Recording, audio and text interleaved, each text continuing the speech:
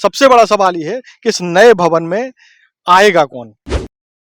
ये माना जा रहा था कि प्रदेश में अब आदिवासी राजनीति ओवर हो चुकी है।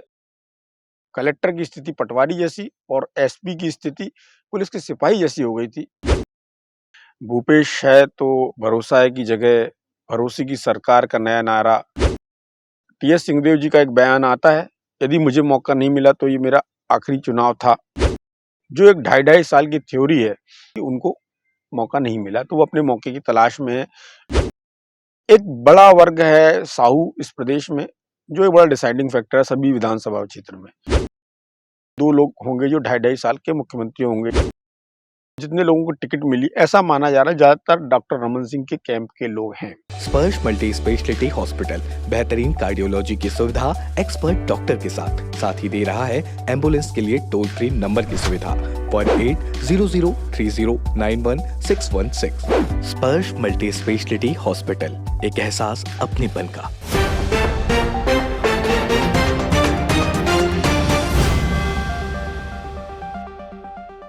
नमस्कार, मैं हूं मयंक चतुर्वेदी और आप देख रहे हैं तीरंदाज।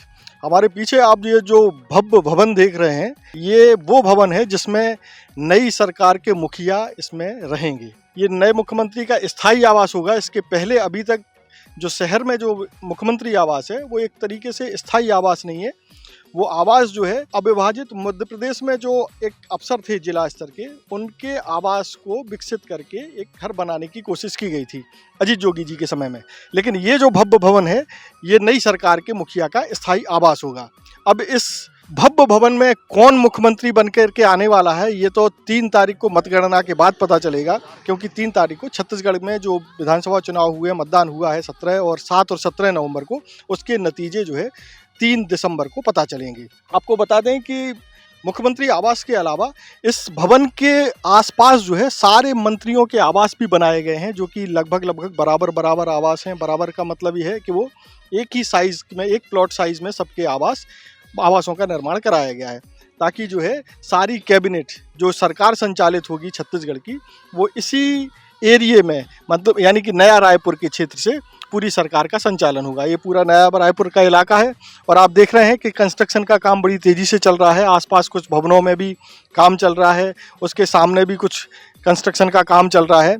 और ये इस लिहाज से बनाया जा रहा है कि नई जो सरकार आएगी, यानी 2023 के अंतिम महीने में जो सरकार बनेगी, नई सरकार जो है इसी भवन से, यानी मुखिया जो है इसी भवन से पूरे छत्तीसगढ़ का कार्य संचालन करेंगे। आपको बता दें कि जो अभी तक जो सरकार संचालित हो रही है छत्तीसगढ़ की, वो रायपुर के पुराने शहर से संचालित हो रही है, जो कि कंजेस्टेड भी है। लेकिन नया जो रायपुर जो विकसित किया गया था, यहाँ सारे मंत्रालय भी यहीं शिफ्ट किए गए हैं। तो आने वाले समय में, यानी नई सरकार में, नए जगह पर सरकार का संचालन होगा। बस सबसे बड़ा सवाल ये है कि इस नए भवन में आएगा कौन। इस भव्य भवन में, जिसके सामने जो है कया बांधा झील भी है, जो कि बेहद सुंदर है, इसमें आकर के कौन जो है प्रदेश की सत्ता की कमान को संभालेगा और कौन ऐसा भाग्यशाली होगा जो इस जगह से, इस नए भवन से सरकार का संचालन करेगा, उस पर चर्चा करने के लिए हमारे साथ हैं IBC 24 के पूर्व प्रबंध संपादक श्री श्रीश मिश्रा जी, जिनसे हम लोग ये चर्चा करेंगे कि कौन जो है भाग्यशाली इस भवन में आने वाला है। तो श्री जी, आपका तीरंदाज में स्वागत है। मयंक जी, आपने इस भवन के बारे में बताया। ये भवन करीब 200 करोड़ की लागत से बना है और जो वर्तमान सरकार है उसने अपनी आवश्यकता के अनुसार इस भवन को डिजाइन करवाया है और उन्होंने उसके हिसाब से प्लान किया है। नया रायपुर है, इसको उनको बसाहट में लाना है, इसको फंक्शन में लाना है, ताकि लोग यहाँ पर आएँ और यहाँ से सरकार का संचालन हो। उसके चलते ये भवन और साथ में मंत्रियों के भवन बनाए गए हैं। सेक्टर 18 में अधिकारियों के भवन बनाए जा रहे हैं, जिसमें IAS IPS अधिकारी रहेंगे, जो सरकार के साथ क्लोज कोऑर्डिनेशन में काम करेंगे। इस भवन की और भव्यता और नई सरकार के गठन, कौन मुखिया होगा, कौन वो भाग्यशाली होगा जो पहली बार इस भवन में प्रवेश करेगा, उसके बारे में हम चर्चा के लिए आपको एक बहुत सुंदर जगह पर ले जाते हैं, जहाँ से इस भवन की भव्यता में और 4 चांद लगते आपको दिखाई देंगे। आइए। अगर आपको लगता है कि हम कहीं कश्मीर या गोवा में बैठे हैं तो आपका सोचना गलत है। हम लोग नवा रायपुर के अटल नगर में बैठे हुए हैं और ये आप जो नज़ारा देख रहे हैं ये बेहद ही खूबसूरत है। जैसा कि श्रीश जी ने कहा था कि खूबसूरत लोकेशन पर लेकर के चलते हैं, तो निश्चित तौर पर ये बहुत ही खूबसूरत लोकेशन है। और आप पीछे आप देख रहे हैं कि CM हाउस भी नज़र आ रहा है।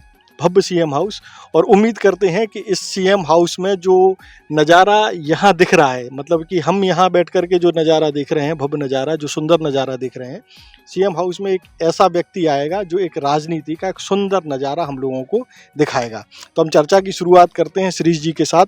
सबसे पहले हम इसी पर चर्चा करते हैं कि वो दोनों पार्टियों बीजेपी और कांग्रेस के जो दो प्रमुख दल हैं, उसमें कौन कौन से ऐसे चेहरे हैं जो सीएम बन सकते हैं? देखिए, अभी जो सत्ताधारी दल है उसके जो मुखिया हैं भूपेश बघेल, वो यदि कांग्रेस की सरकार रिपीट होती तो उनकी संभावना सबसे ज़्यादा है। ये बात ज़रूर है कि अब चुनाव होने को 1.5-2 महीने बचे थे तो कांग्रेस ने अपना नारा बदला। भूपेश है तो भरोसा है की जगह भरोसे की सरकार का नया नारा कांग्रेस ने दिया। लेकिन आप जिस दिन मतदान हो रहा था उस दिन के यदि अखबारों में विज्ञापन को देखें तो केवल मुख्यमंत्री का एक आदमकद फोटो उसमें लगा हुआ था, एक बड़ा फोटो लगा हुआ था, आदमकद तो नहीं बोलूँगा, और उसमें योजनाओं के बारे में और कांग्रेस के घोषणा पत्र के बारे में इंगित था। जब दूसरे चरण की पोलिंग हो जाती है उसके बाद टीएस सिंहदेव जी का एक बयान आता है कि ये यदि मुझे मौका नहीं मिला तो ये मेरा आखिरी चुनाव था। इसका मतलब ये है कि वो अपनी दावेदारी को इस बार मजबूती से पेश करना चाहते हैं। भले वो 2.5 महीने के लिए उप मुख्यमंत्री रहे, लेकिन वो चाहेंगे कि अगले बार उनको मौका मिले। जो एक 2.5 साल की थ्योरी है, उस थ्योरी के अनुसार उनके साथ ऐसा जो कुछ लोग हैं, जानकार हैं, उनका कहना है कि उनको मौका नहीं मिला तो वो अपने मौके की तलाश में है। उनको लगता है कि अवसर उनको मिलेगा। तो कांग्रेस में यदि कहा जाए तो मुख्य रूप से भूपेश बघेल 1 नंबर पर हैं, चूँकि उनके फेस को सामने रखकर ही चुनाव लड़ा गया है। और भले कांग्रेस ने उसमें मल्टीपल चेहरे लगाए हैं, 4-5 लोगों के चेहरे लगाए हैं। तामध्वज साहू का चेहरा है, शैलजा का चेहरा है, राहुल गांधी का चेहरा है, प्रियंका का चेहरा है, सोनिया जी का चेहरा है, मल्लिकार्जुन खड़गे का चेहरा है। लेकिन प्रदेश की बात करें हम तो भूपेश बघेल जी और टीएस सिंहदेव जी, इनका चेहरा है। एक बड़ा वर्ग है साहू इस प्रदेश में, जो एक बड़ा डिसाइडिंग फैक्टर है सभी विधानसभा क्षेत्र में। तो ये माना जा सकता है कि यदि कोई ऐसी बात हुई कि ओबीसी में भी कोई चेंजेस है या पार्टी को नया नेतृत्व लाना है, क्योंकि उस समय भी जब 2018 का चुनाव हुआ तो ताम्रध्वज साहू जी का नाम भी एक बार आखिरी तक फाइनल जैसी स्थिति में आ गया था। बाद में फिर ऐसी एक नई बात सामने आई कि 2 लोग होंगे जो 2.5 साल के मुख्यमंत्री होंगे। जो राहुल गांधी का एक बड़ा फेमिलियर टाइप का फोटो था जिसमें वो सीएम पद के दोनों दावेदारों को अपने साथ खड़े करके फोटो देते थे, वो एक नया ट्रेंड 3 राज्यों में उन्होंने पेश किया था। जैसे मध्य प्रदेश में उन्होंने 2 नेताओं को साथ में खड़ा किया था, राजस्थान में उन्होंने 2 नेताओं को साथ में खड़ा किया था, और छत्तीसगढ़ में भी। तो अब देखने वाली बात होगी, ये तो 2 हो गए। और फिर कांग्रेस की इंटरनल पॉलिटिक्स है। अब चूंकि मल्लिकार्जुन खड़गे एक ऐसे अध्यक्ष के रूप में सामने आए जिसने कांग्रेस को एक स्टेबिलिटी भी दी है, और राज्यों में वो जिस तरह से प्रतिनिधित्व कर रहे हैं कांग्रेस का, वो सबसे ज़्यादा प्रभाव पैदा करने वाला है। यदि कहा जाए गांधी फैमिली के बाद कोई एक बड़ा नाम अपने आप उभरा है या उसकी एकदम स्वीकार्यता पार्टी के इस विधानसभा चुनाव में देखिए तो मल्लिकार्जुन खड़गे, उनकी राय भी महत्वपूर्ण होगी।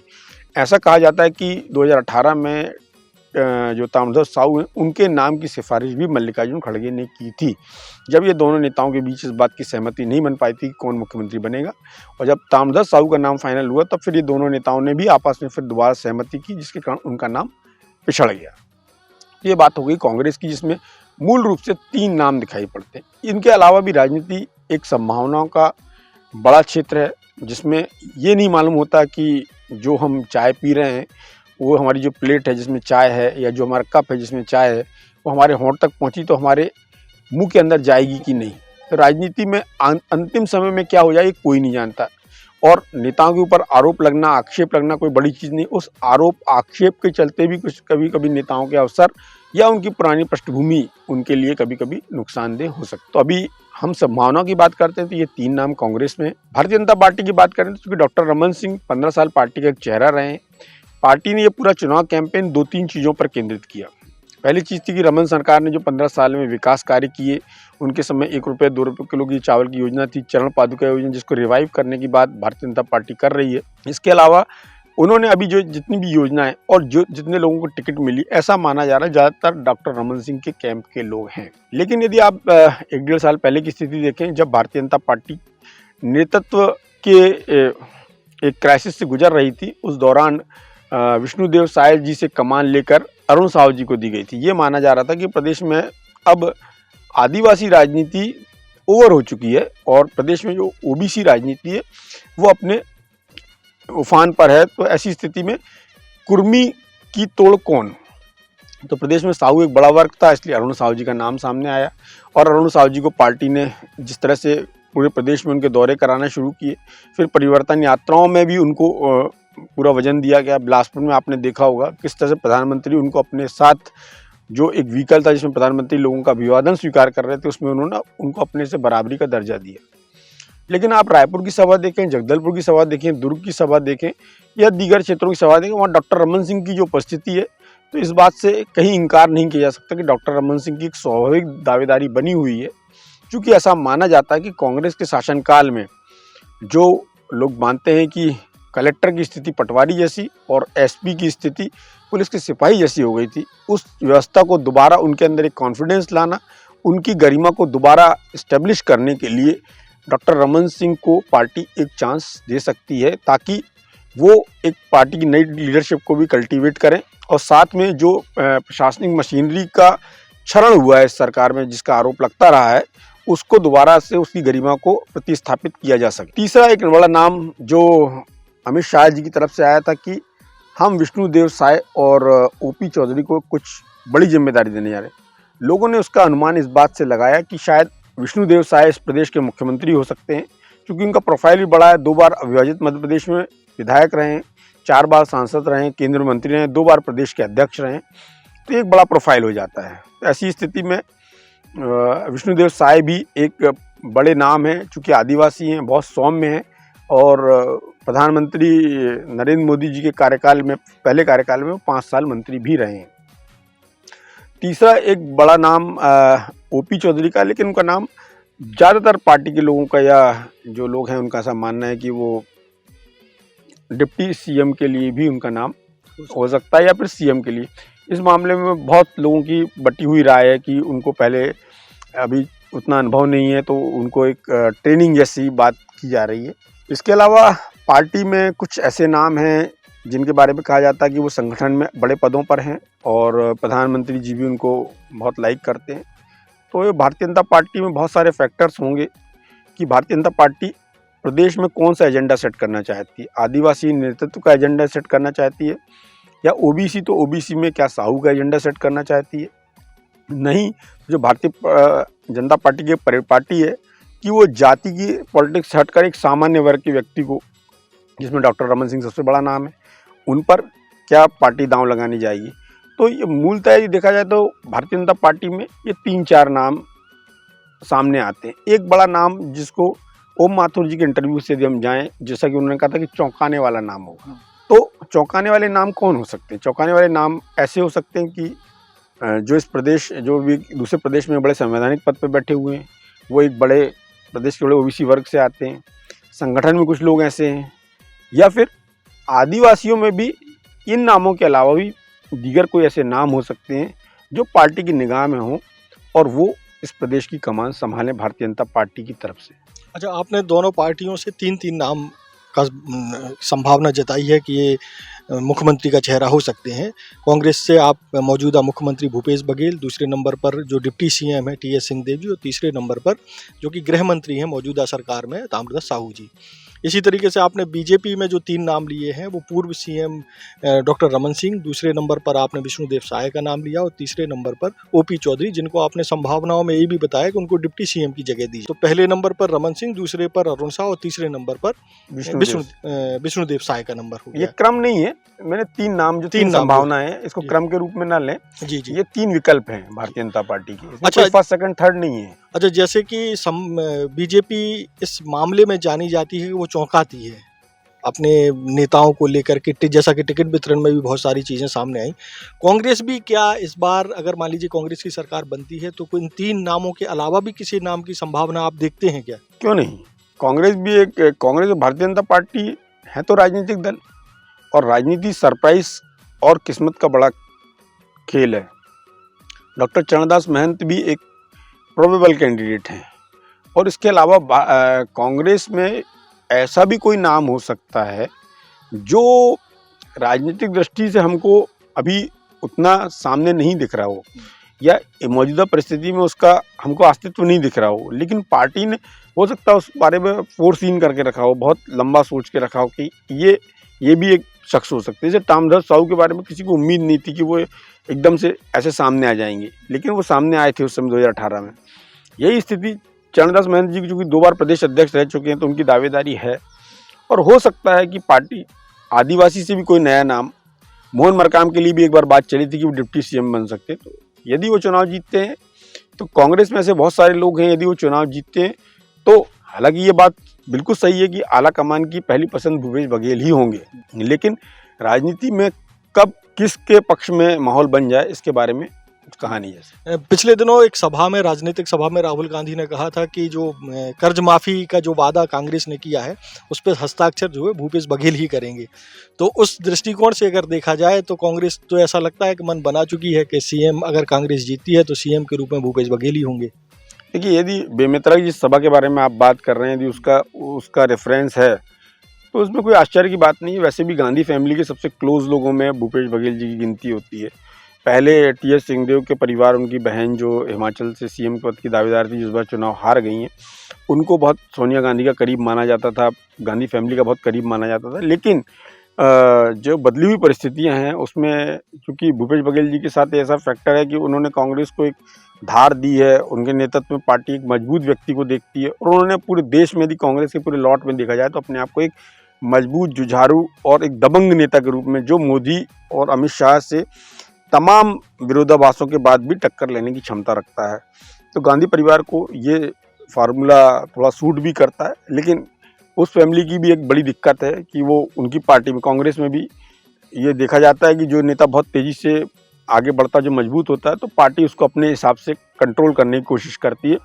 यदि ऐसा कुछ है, और राहुल गांधी के बारे पर ऐसा है नहीं, जो जितना समझा है उनको और जितनी उनकी पॉलिटिकल जो भी है डिसीजन देखे गए हैं, उसमें ये है कि वो इस तरह के नेतृत्व को उभारने में उनका ज़्यादा विश्वास है, खासतौर पर जो ज़मीनी स्तर से ऊपर गए हैं।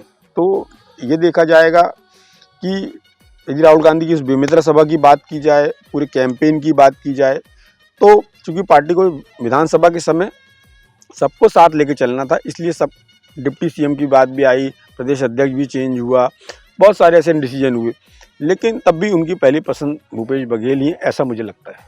अच्छा, बीजेपी में आपको लगता है कि जो आपने नाम गिनवाए हैं उसके अलावा भी कोई संभावना बन सकती है? देखिए, 1-2 नाम तो मैंने जानबूझ के आपको नहीं गिनाए, क्योंकि वो ऐसे नाम है कि बंदे हैं, वो बहुत सीरियस नाम, और पार्टी उनके बारे में बहुत सीरियसली कंसीडर कर रही है। लेकिन एज ए पत्रकार मेरा उन नामों को खुलासा करना ठीक नहीं होगा, और क्योंकि वो उनके बैकग्राउंड में कहीं ना कहीं आरएसएस है, और ये भी हो सकता है कि मनोहर लाल खट्टर टाइप का कोई प्रयोग हो जाए इस प्रदेश में।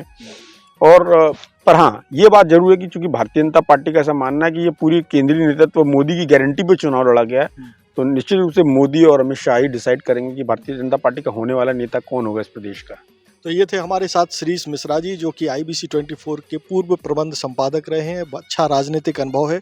उन्होंने जो तर्क दिए कि कौन किस दल का व्यक्ति सीएम बन सकता है, उसके पीछे क्या कारण हो सकते हैं, उनकी वजह क्या हो सकती है, और वो क्यों सीएम के लिए दावेदार हैं, बहुत अच्छे से श्रीश जी ने आपको बताया।